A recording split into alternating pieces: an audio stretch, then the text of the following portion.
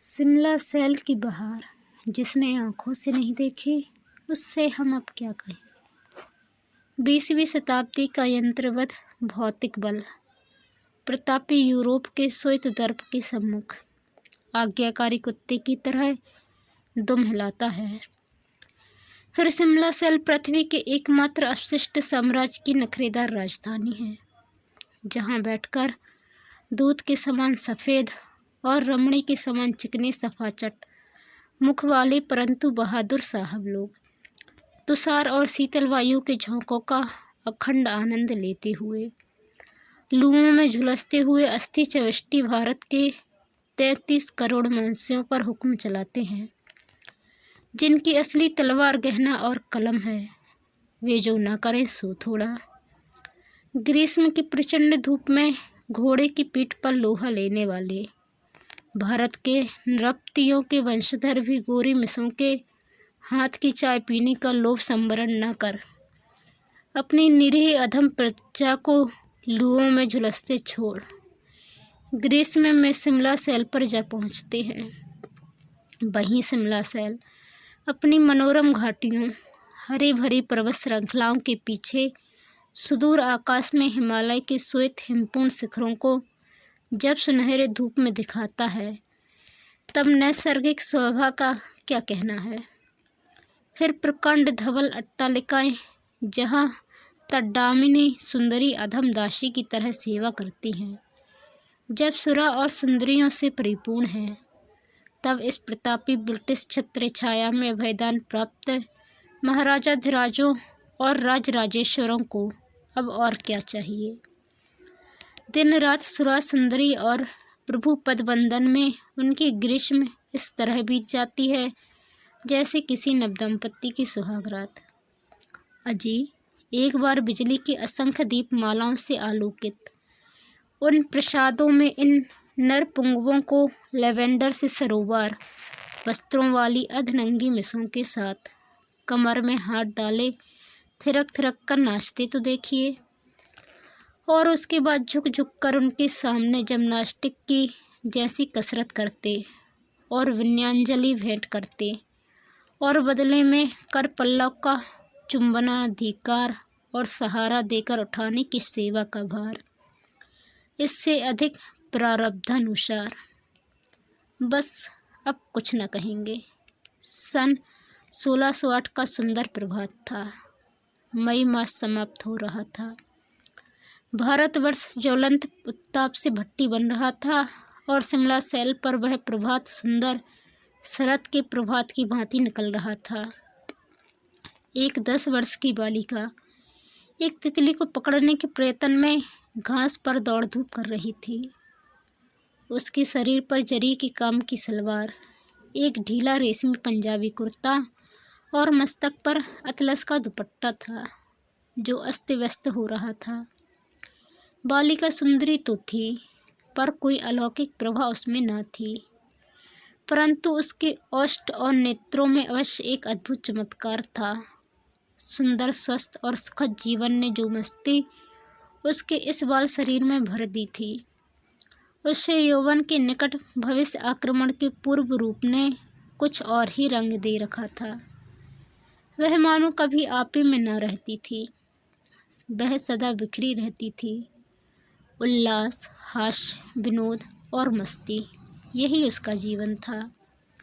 हम पहले ही कह चुके हैं कि इस बालिका के सारे अंगों में यदि कोई अंग अपूर्व था तो होंठ और आँखें थीं।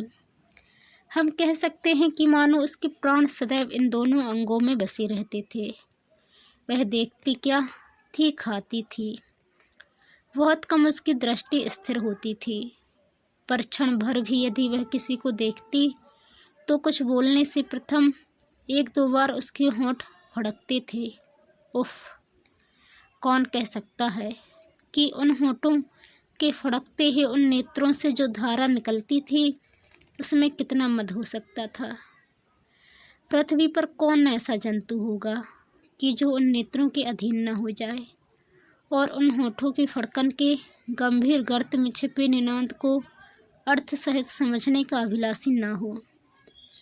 इन दोनों वस्तुओं के बाद और एक तीसरी वस्तु थी जो इन दो वस्तुओं के बाद ही देख पड़ती थी। वह धवल पंक्ति, वह दंत पंक्ति जो बड़ी कठिनाई से कदाचित ही ठीक ठीक प्रकट देख पड़ती हो। उज्ज्वल सुडोल श्वेत रेखा की उन फड़कते होठों के बीच से अकस्मात प्रपुष्टित होने की कल्पना तो कीजिए। परंतु एक 10 वर्ष की बालिका का ऐसा नक्सिक वर्णन पाठक हमारी इस अपवित्र दृष्टता को क्षमा करें। अच्छा, अब हम मन को विचलित ना होने देंगे। अस्तु। बालिका अपने जन्म सिद्ध गर्व और मस्तानी अदा को विस्मृत सी करती हुई तितली के पीछे फिर रही थी। निकट ही एक भद्र पुरुष बेंच पर बैठे उसे एकटक देख रहे हैं। इसका उसे कुछ ध्यान न था। बालिका के निकट पहुंचने पर भद्र पुरुष उठ बैठे। उन्होंने किंचित हंसकर मधुर स्वर से कहा, गरीब जानवर को क्यों दुख देती हो? उसने तुम्हारा कुछ चुराया है क्या? बालिका ने क्षण भर स्तब्ध खड़ी होकर भद्र पुरुष को देखा। प्रोफ। उन्हीं नेत्रों से 2 बार होंठ फड़के और उसके बाद बिजली की रेखा के समान दंत पंक्ति प्रकट हुई। बालिका ने बिना हिचकिचाए कहा, कैसी खूबसूरत है, आप जरा पकड़ देंगे? सिर्फ इसलिए कि खूबसूरत है? बालिका समझी नहीं, पर उसने गर्दन हिला दी। भद्र पुरुष आगे बढ़कर एकदम बालिका के निकट आ गए। एक प्रबल आंदोलन उनके हृदय में पालोड़ित हो उठा। एक अस्वाभाविक उन्माद में वे कह उठे, तुम खुद कितनी खूबसूरत हो, तुम्हें कोई इसलिए पकड़ ले तब? बालिका ने भद्र पुरुष को निकट आते और उपर्युक्त शब्द कहते सुन एक बार फिर उसी तरह उनकी तरफ देखा। उसी तरह उसके होंठ फड़के, पर वह बोली नहीं। उनने वहाँ से भागने का आयोजन किया। भद्र पुरुष हंस पड़े। उन्होंने उसके दोनों हाथ पकड़कर कहा, लो, पकड़ी गई तो भागती हो? सामने से आवाज़ आई, गुलबदन। छोड़िए, अम्मी बुलाती हैं। बालिका ने किंचित झुंझलाकर कहा, मगर तुम्हारा नाम? मैं नहीं बताने की। तुम्हारी अम्मी का क्या नाम है? मैं नहीं बताती, छोड़िए। बालिका ने खींचकर हाथ छुड़ा लिया। वह भाग गई। भद्र पुरुष ने क्षण भर बालिका की ओर देखा। तितली की तरह उड़ी जा रही थी। सामने कुछ दूर पर उसकी माँ और 2-3 व्यक्ति खड़े थे। भद्र पुरुष ने निकट खड़े एक व्यक्ति से कहा, अहमद, हुजूर, इसे लाओ, जो हुक्म। मैं घूमता हुआ चला जाऊंगा, तुम गाड़ी ले जाओ, जो हुक्म। 10,000। जी हाँ सरकार। वह लाहौर की मशहूर तवायफ मुमताज़ बेगम की लड़की है। बुढ़िया बड़ी धाक निकली। उसने हुजूर को देख और पहचान लिया था, बस पैर फैला गई। बड़ी मुश्किल से सौदा पटा है। वे लोग यहाँ कब आ जाएंगे? कल 10 बजे। गाड़ी 11 बजे चलेगी। सिवा दोनों माँ बेटियों के उनका तीसरा कोई आदमी साथ न रहने पाएगा। इसकी हिदायत कर दी है ना? जी हाँ हुजूर, ऐसा ही होगा। और एक बात, छोटी रानी को इस वारदात की खबर ना होने पाए। बहुत अच्छा सरकार। एक रिजर्व कंपार्टमेंट उनके लिए गाड़ी में लगा रहेगा, मगर मैं आज रात को होटल में उन लोगों से मुलाकात करूंगा। खाना भी उन्हीं के साथ खाऊंगा।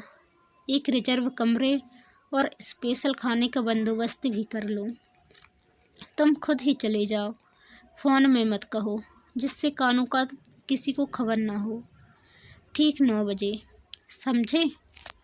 जी हुजूर। और सुनो, आज 11 बजे रात को मिस फास्टर उसी जगह आएंगी ना? ज़रूर। तब होटल से लौटकर उधर चलना होगा। अब तुम जा सकते हो। ये भद्र पुरुष थे कौन? पाठकों को सब कुछ नहीं बताया जा सकता। ये एक विस्तृत राज्य के सृजन अधिपति श्रीमंत महाराजाधिराज राजराजेश्वर श्री थे। आप सीधे यूरोप की यात्रा से आ रहे थे और आपको राज्याधिकार प्राप्त हुए कुछ ही मास हुए थे। आपकी अवस्था 21 की लगभग थी। आपकी वेशभूषा अद्यपि साधारण थी, परंतु राजत्व का गांभीर्य मुख मुद्रा में था। वह बालिका उसे क्या लक्ष्य कर सकती थी? रॉयल होटल के सर्वश्रेष्ठ कमरे में ज्वलंत बिजली के प्रकाश में सुंदर रंगीन कांच और चीनी के पात्रों में अंग्रेजी ढंग के खाने चुने जा रहे हैं। होटल के सिद्धस्त कर्मचारी और बैरा जर्क वर्क पोशाक पहने एक यूरोपियन व्यक्ति की देखरेख में सब कुछ सजा रहे हैं। श्रीमंत महाराजाधिराज की पधारने का समय हो गया है। ठीक समय पर महाराज केवल एक पार्षद के साथ पधारे। कर्मचारी ने नतमस्तक होकर महाराज का अभिवादन किया। महाराज ने किंचित हास्यवदन से इधर उधर देखा और कर्मचारियों को धन्यवाद दिया। क्षण भर बाद पूर्व व्यक्ति ने संकेत से गुलबदन और उसकी माता के आगमन की सूचना दी। सब लोग बाहर चले गए। बालिका अस्वाभाविक गांभीर्य की मूर्ति बनी उस लोकोत्तर उज्ज्वल कक्ष में प्रातः काल के परिचित भद्र पुरुष को सम्मुख देखकर देखती रह गई। वृद्धा ने झुककर सलाम किया और बालिका से जरा भर्त्सना से कहा, बेअदब, महाराज को सलाम कर। बालिका ने जरा आगे बढ़कर सलाम किया। महाराज ने उठकर उसे एक कुर्सी पर बैठाया और वृद्धा को भी बैठने का आदेश किया। सबके बैठने पर महाराज ने पूर्ववत बालिका का हाथ पकड़कर वैसे ही हास मुख से कहा, खूबसूरत तितली, पकड़ी गई ना? बालिका ने नेत्रों से वही धारा छोड़ी। उसके होंठ फड़के, वह बोल न सकी। माँ की ओर देखने लगी। वृद्धा ने कहा, महाराज, सुबह अगर इसने कुछ गुस्ताखी की हो तो हुजूर माफ़ फरमाएं। लड़की बिल्कुल बेअदब तो नहीं, मगर बच्ची ही तो है। कुछ नहीं, मगर इसने मुझे पागल बना दिया। मगर सच तो कहो, तुम दिल में नाराज़ तो नहीं? यह इंतजाम तुम्हें दिल से तो पसंद है? यह इसकी और मेरी खुशकिस्मती है महाराज। आप यह क्या फरमा रहे हैं? कहाँ यह कनीज और कहाँ हुजूर? महाराज बीच ही में बोल पड़े। उन्होंने कहा, मगर मुझे कुछ खास इंतजाम करना पड़ेगा और तुम्हें उसमें मदद करनी पड़ेगी। तुम तो जानती ही हो, यह काम बहुत पोशीदा रहेगा। खासकर यह मैं बिल्कुल नहीं जाहिर करना चाहता कि यह तवायफ है और मुसलमान है। मैं उसे हर तरह की ऊंची तालीम दूंगा और उसका रुतबा महारानी के बराबर होगा।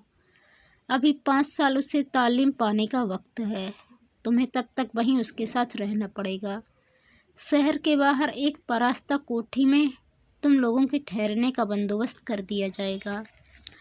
वहाँ तुम्हें जहाँ तक मुमकिन होगा कोई तकलीफ़ ना होगी। अब कहो, इसमें तुम्हें कुछ उज्र है?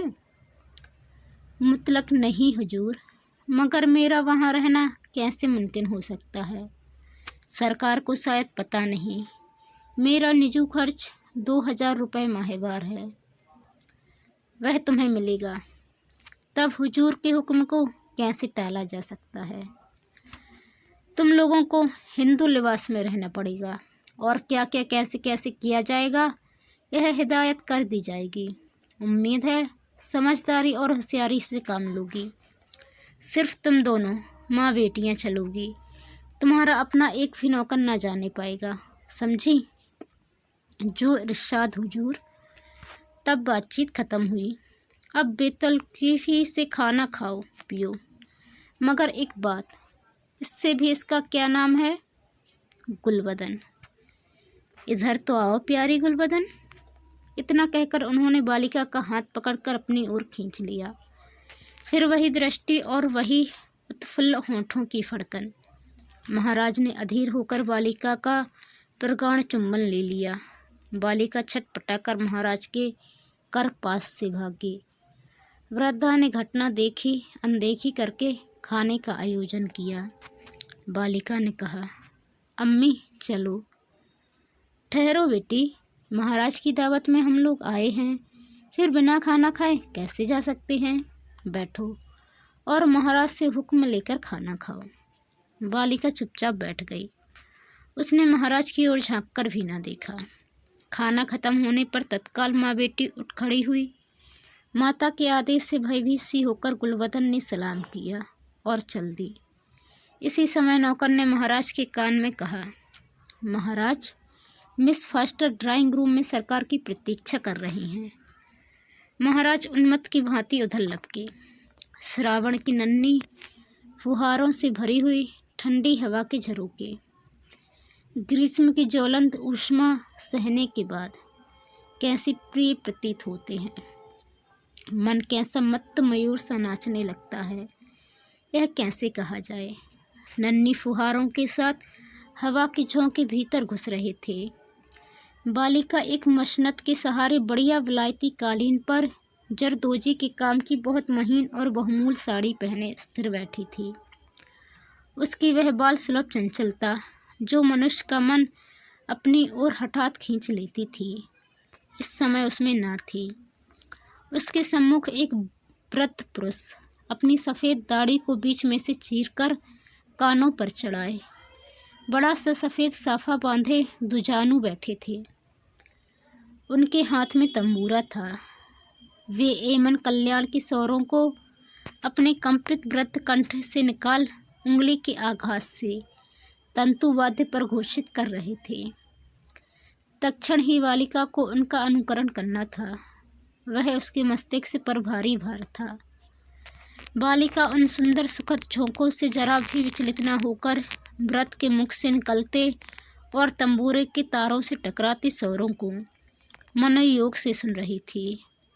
व्रत के तारों के पास कान झुकाकर कहा, बोलो तो बेटी, तुम्हारा गला तो बहुत साफ है। देखो मध्यम दोनों लगेंगे, समझी? यह अमन के स्वर हैं।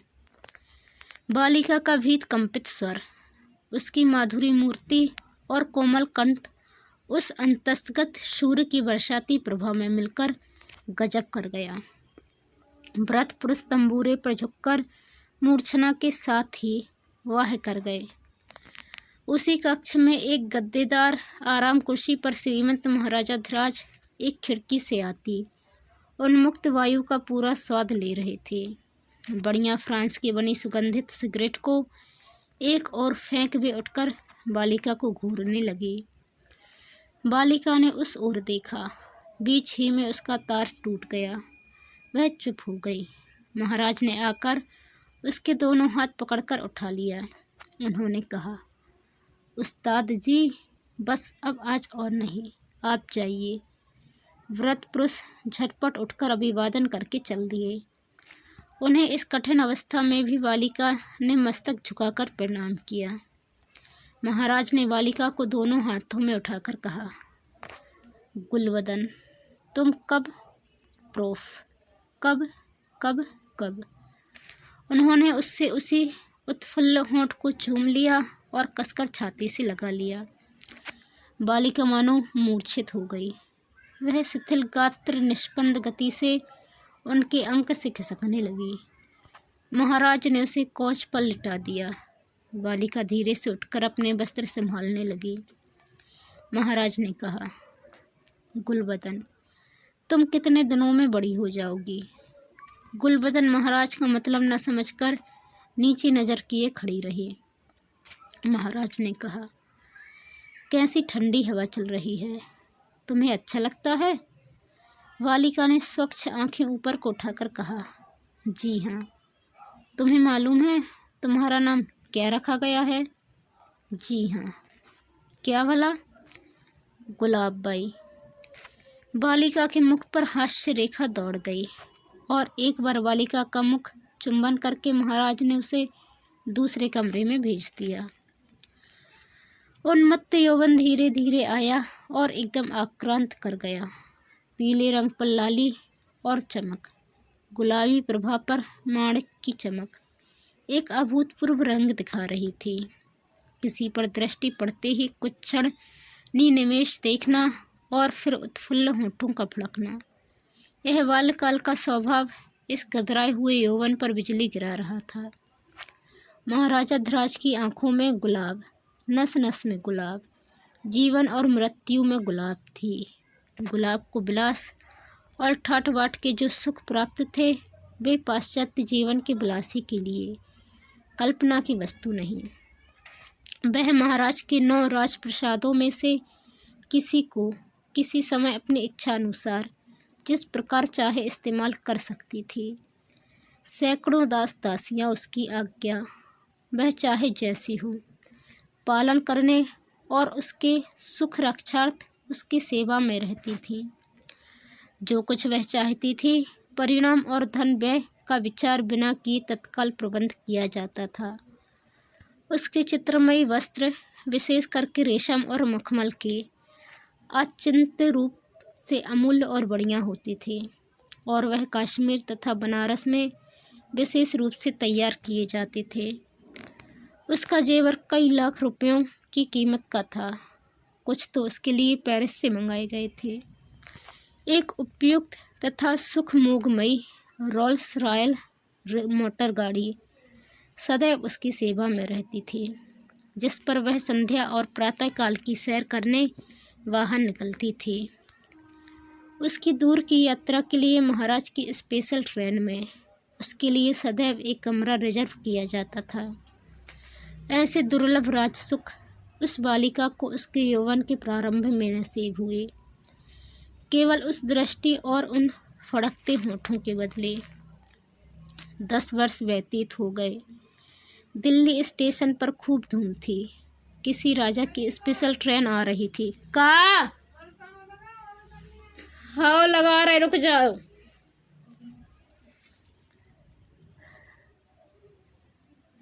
अंग्रेज ऑफिसर और कुली प्रत्येक के मुख पर यही एक बात थी। प्लेटफॉर्म सज रहा था और नगर के कुछ खास गणमान्य व्यक्ति महाराज की स्पेशल ट्रेन की प्रतीक्षा कर रहे थे। स्पेशल ट्रेन आई। खास कमरे पर खस के पर्दे पड़े थे और उन पर पानी ऊपर से टपक रहा था। बिजली के पंखे की सरसराहट बाहर से सुनाई पड़ती थी। गाड़ी खड़ी होने के कुछ क्षण बाद एक उच्च पदस्थ कर्मचारी ने प्लेटफॉर्म पर सम उपस्थित पुरुषों की अभर्त्सना करते हुए कहा, श्रीमती महारानी महोदया, आप सब सज्जनों की सेवा में अपना हार्दिक धन्यवाद देती हैं। श्रीमंत महाराजा ध्रुज कल दूसरी गाड़ी से पधारेंगे। कारण विशेष से वे इस समय न पधार सके। 2 एक संभ्रांत पुरुषों ने महाराज के स्थान पर महारानी को ही अपना सम्मान प्रदान करने के लिए शिष्टाचार के 2-4 शब्द कहे। हठात सैलून का द्वार खुला और महारानी स्वयं उतरकर प्लेटफॉर्म पर आ खड़ी हो गई। संभ्रांत आगतजन इधर उधर हट गए। महारानी बारीक धानी परिधान पहनी थीं। बहुमूल्य हीरे के आभूषण उनके शरीर पर दमक रहे थे। कर्मचारी और दीवान अवाक रह गए। महारानी ने किसी की ओर लक्ष्य न देकर अपने खास खिदमतगार को हुक्म दिया कि वह उनका खास सामान गाड़ी से उतार ले। उनकी इस आज्ञा पर सभी चकित थे। हठात एक व्यक्ति भीड़ से निकलकर महारानी के निकट आ खड़ा हुआ। महारानी ने आश्वस्त होकर कहा, जमीर, मैंने समझा तुम्हें मेरा तार नहीं मिला। अच्छा, सब ठीक है? जी हुजूर। मेल जाने में अभी पौन घंटा है। फर्स्ट क्लास का डिब्बा रिजर्व है। हुजूर के साथ और कितने आदमी हैं? सिर्फ एक खिदमतगार। इसके बाद महारानी ने कर्मचारी से कहा, मुझे ज़रूरी काम से अभी बम्बई जाना है। आप लोग महाराज से अर्ज कर दें। मगर हुजूर, महाराज की तो आज्ञा नहीं है। मैं महाराज की गुलाम नहीं हूँ। किंतु महारानी, मैं जो कहती हूँ वह करो। जमीर, मेरा सामान डिब्बे में ले जाओ। आगंतुक स्वागतार्थी संभ्रांत पुरुषों को भी चकित करती हुई महारानी गुलाबबाई उर्फ गुलबदन बेगम भीड़ को चीरती हुई सामने खड़ी मेल ट्रेन के फर्स्ट क्लास कंपार्टमेंट के रिजर्व डिब्बे में बैठ गई। कुबेर नगरी बम्बई में 20वीं शताब्दी के समस्त वैभवपूर्ण विस्फारित हैं। संपदा और ऐश्वर्य का यह जीवन संपदा और ऐश्वर्य के उस जीवन से भिन्न है जो रईसों और राजाओं को प्राप्त है। राजा रईस खाली जेब रहने पर भी जो शान ठाठ और रईसी चौंचले करते हैं, वे इस कुबेर नगरी में भरी जेबों से भी संभव नहीं। परंतु धन जहाँ है वहाँ विलासिता है ही। मुँह फाड़कर धन किसने खाया है? धन का यथार्थ मार्ग तो मूत्र मार्ग है। धन ने जहाँ यह मार्ग देखा, फिर वहाँ कहाँ रह सकेगा?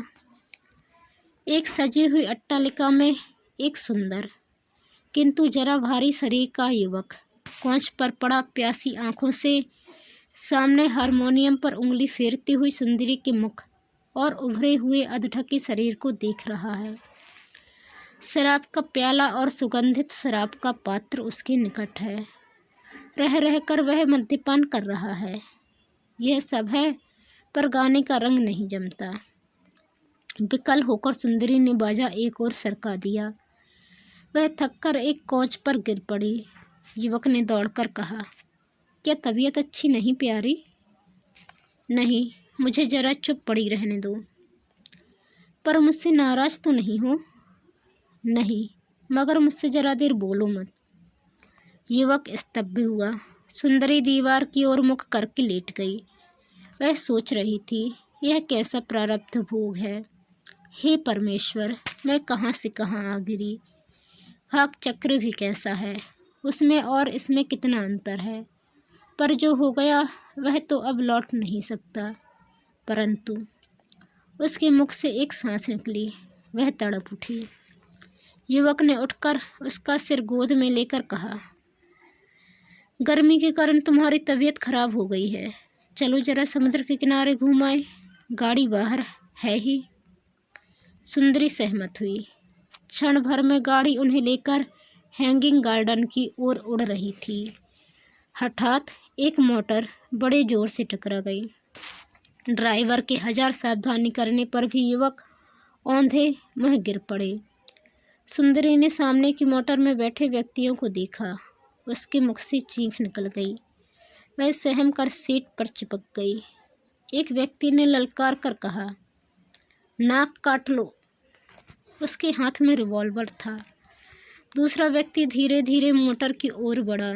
सुंदरी औंधे मुँह गाड़ी में लौटकर चिल्लाने लगी। युवक ने आगे बढ़कर यात्रियाई को रोककर उसे एक धक्का दिया और उसी क्षण एक गोली उसकी छाती को चीरती हुई निकल गई। यात्रियाई युवती पर छुरी लेकर चढ़ गया। अभी दिन काफ़ी था। सड़क पर यथेष्ट यातायात था। बहुत लोग झुक पड़े। यातायाती अब भागने का उपक्रम करने लगे, परंतु पुलिस की सावधानी और भीड़ की मदद से वे गिरफ्तार हुए। सुंदरी भयभीत और साधारण घायल अवस्था में अस्पताल में पहुंचाई गई। होश में आने पर उसने अस्पताल के कमरों की खिड़कियों पर दृष्टि गाड़कर देखा। कितनी स्मृतियां आईं और गईं। उस शून्य में उसकी दृष्टि गड़ गई। उसके होंठ फड़के। पर हाय, वहाँ उस फड़कन को देखने वाला कौन था? युवती दोनों हाथों में मुँह दबाकर रोने लगी। हाय, मैंने क्या किया, क्या हुआ? 3 को काला पानी, 2 को फांसी। एक पागल हो गया। पागल हो गया? जी हाँ, मगर सभी को फांसी क्यों न हुई? फन कुचली हुई नागिन की तरह चपेट खाकर युवती ने बिछौने से उठकर कहा। उसी तरह उसके होंठ फड़के उठे। उसने पूछा, और उन्हें गद्दी त्याग देने को विवश किया जा रहा है? सुना है वे राजपाट छोड़कर यूरोप चले जाएंगे। युवती के होठों में फिर फड़कन उत्पन्न हुई। उसकी दृष्टि दूर पर कांपते हुए वृक्ष के पत्तों पर अटक गई। उसके सारे शरीर में कंप उत्पन्न हो गया। वह उठी। उसने जमीन में लात मारकर कहा, मैं अपनी माँ की बेटी हूँ। मेरा नाम है गुलबदन। बादशाहों की गद्दियाँ इन ठोकरों से बर्बाद होंगी और लोगों की जानें इन जूतियों पर कुर्बान होंगी। यह मैं जानती हूँ, मगर जमीर हुजूर, बदला पूरा नहीं हुआ। सरकार सेठ ने 1 लाख रुपया आपके नाम बिल किया है। यह अदालत में उनके सॉलिसिटर से मालूम हुआ। सेठ दिलदार था मगर महाराज न था। अफसोस है, बेचारा मर गया। अच्छा, मैं आज ही पंजाब जाऊंगी। आज ही? हाँ, मेरे एक दोस्त का तार आया है। वे मेरे इंतजारी कर रहे हैं। बेहतर हो कि यहाँ के झगड़े ख़त्म होने पर जाएं। बेवकूफ़, परसों मेरे निकाह की तारीख है। सुंदरी एक मर्म भेदनी दृष्टि डालती चली गई। गुलबदन, वह रहमी न करो। वह रहमी क्या करती हूँ? इस वक्त मैं तंगस्त हूँ। रुपया जल्दी ही मेरे पास आने वाला है, मगर मैं पेट में पत्थर बांधकर तो जी नहीं सकती। तुम्हें क्या भूखों मरने की नौबत आ रही है? कोठी, बंगला, मोटर, नौकर सभी तो हाजिर हैं। 500 का मुसाहिरा भी कुछ कम नहीं। मेरे नौकर के नौकर ऐसी कोठी, बंगले और मोटरों पर औकात बसर करते हैं, और 500 रुपया रोजाना खर्च करने की मैं आदी हूँ। मगर गुलबदन, मैं राजा तो नहीं। फिर रानियों पर क्यों मन चलाया? रानी भी तो राजी थी। रानी बनी रहे तभी तक, वरना वरना वरना रास्ता नापो। मैं अपना ठिकाना देख लूँगी। तुम यह कहती क्या हो? मैं तुम्हारा शौहर हूँ। जिंदगी और जिस्म सलामत रहेगा तो ऐसे 1000 शौहर पैरों के तलुए सहलाएंगे। तुम्हारा इरादा क्या है? तुम अपना रास्ता देखो और मैं अपना। यह नहीं होगा, यही होगा। तुम्हारी क्या हैसियत जो मेरी मर्जी के खिलाफ चूं करो? क्या यही तुम्हारा इरादा है? यही है। मैं तुम्हें जान से मार डालूंगा। इसकी इत्तला अभी मैं पुलिस को किए देती हूँ। सुंदरी ने टेलीफोन पर उंगलियां घुमाई। युवक ने घुटनों के बल बैठकर कहा, खुदा के लिए गुलबदन, ऐसा जुल्म न करो। कहती हूँ सामने से हट जाओ, वरना जलील होना पड़ेगा। युवक की आंखों से पहले आंसू, फिर आग की ज्वालाएं निकली। उसने कहा, उफ बेवफा रंडी, और वहाँ से चल दिया। दिल्ली में बड़े बड़े पोस्टर चिपके दिख पड़ते थे और आबाल वृद्ध उन्हें पढ़ और चर्चा कर रहे थे। प्रसिद्ध गुलबदन का मुजरा स्थानीय थिएटर में होगा। लोगों के दिल गुदगुदाने लगे। राजगद्दियों को विध्वंस करने वाली फांसी और काले पानी की सीधी सड़क, लगातार शौहर बनाने और बिगाड़ने वाली एक अद्भुत वेश्या कैसी है। थिएटर के द्वार पर उसका एक रंगीन फोटो कांच के आवरण में लगा दिया गया था। लोग देख रहे थे और जीभ चटका रहे थे। नीचे 5 रुपए से चवन्नी तक के टिकट की दर थी। अभिनय के समय पर भीड़ का पार न था। चवन्नी की खिड़की पर आदमी टूट रहे थे। थिएटर हॉल खचाखच भर रहा था।